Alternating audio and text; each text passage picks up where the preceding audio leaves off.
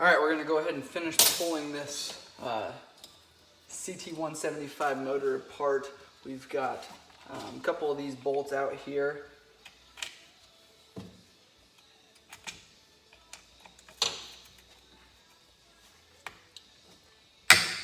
We're pulling the flywheel off now, and if all we were doing is pulling the flywheel, we wouldn't have to remove this cover, but just so you can see it a little bit better, we'll remove this. And then we're gonna go ahead and pull that countershaft sprocket off and the chain off of that way. So clutch adjustment is here. Got a 12 millimeter, 12 millimeter lock nut, and then center bolt there is a flat screw.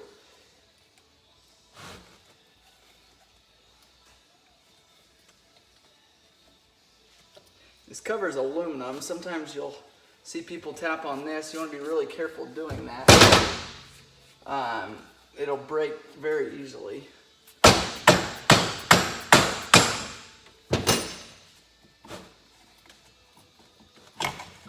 Just go ahead and wiggle that off there. There's where you're adjusting. When you're adjusting your clutch there, it pushes through onto this rod, goes to the other side. So chain then can come off at this point. You can get that out of the way if you don't want to reuse an old chain.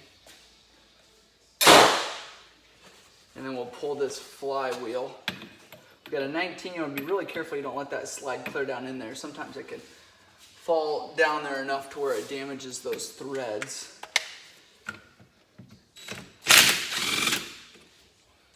And pull that off. What I like to do is squirt a little WD-40 in there just to clean it out. Then we've got a flywheel puller here, and this is what it's going to look like. This has got two different sizes for the Yamahas. We're going to use the larger of the two.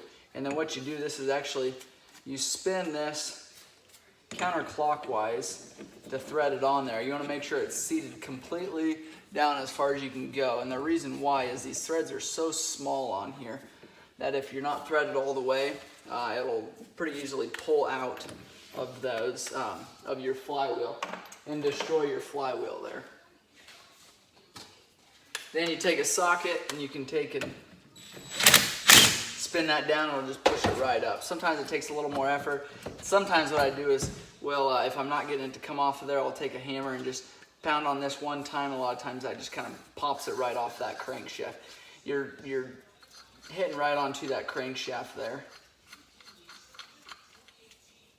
So there's your flywheel there, and then here's your stator. We're going to grab the impact driver here, take out these two, and this will allow us to pull this stator.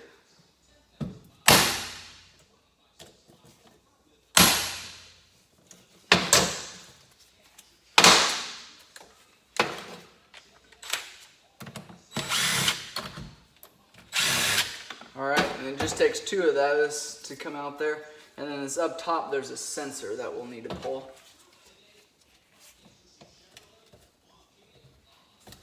It's got a rubber cap on top of it. We'll try to get it off.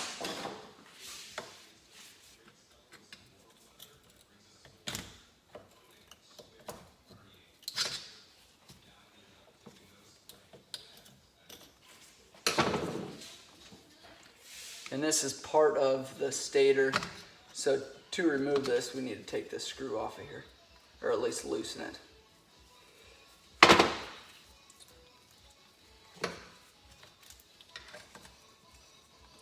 Sometimes it kind of sits down in there in a spot.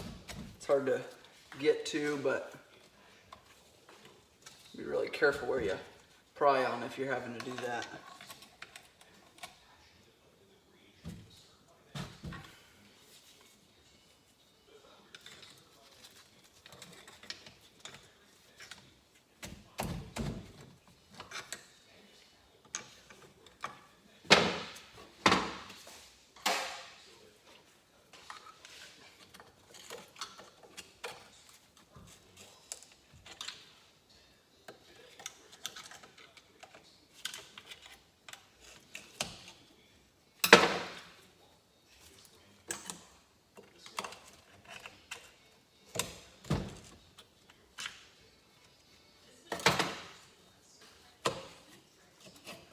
Alright, stator is out there.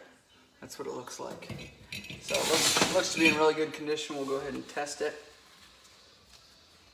I'm going to go ahead and pull. Here's your engine mount bolt. That comes out now. We've got a sensor up here, gear position sensor, and then kind of a holder here. It's a spring-loaded deal. I'm going to go ahead and pull this sprocket. And at this point, I'm not going to take all of those Phillips out, but we will do that. We will need to do that to split that case. So this is already loose, evidently.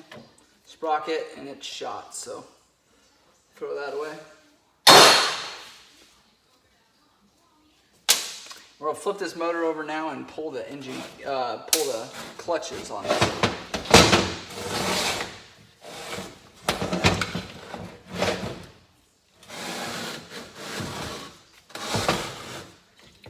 Kickstarter gear, like I talked about earlier in another video, we've got it is just spinning.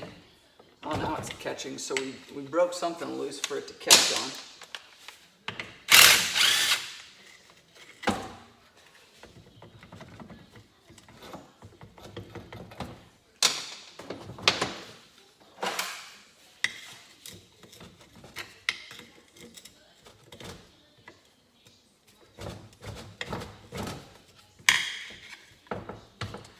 See there, it's not catching on anything, and that's why we know we have a problem in behind here. Alright, we were able to get that out. This crankcase cover was sealed, was welded in 2 spots, so we had a hole at one time. We're going to take and remove these. This is the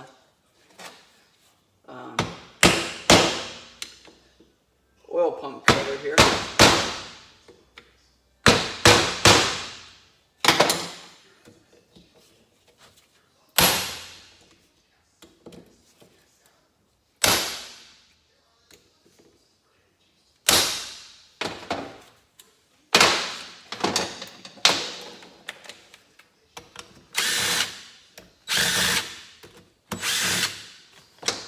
Alright, we got that cover off. And then we've got our oil pump down in there.